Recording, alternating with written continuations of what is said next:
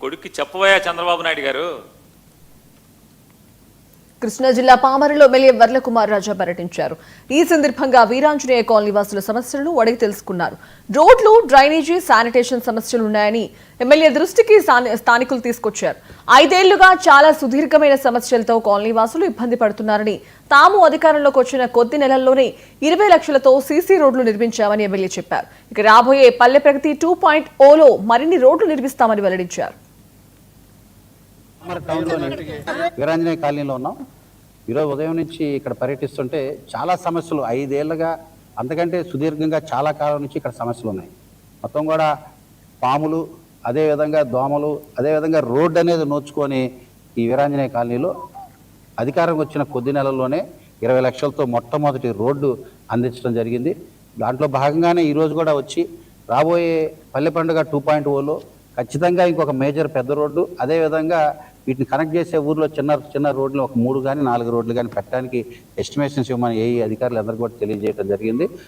అదేవిధంగా సంక్రాంతి ఎండాకాలంలో కల్లా ఈ వీరాంజనేయ కాలనీ, మన వీరాంజనేయ కాలనీకి డ్రైనేజ్ సమస్య ఏదైతే సుదీర్ఘంగా ఉన్న సమస్య కోసం ఇప్పుడు తాత్కాలికంగా ఒక వెక్ట్రా ఎక్స్కవేటర్ని 10 రోజుల పాటు ఇక్కడే ఎంగేజ్ చేస్తున్నాం.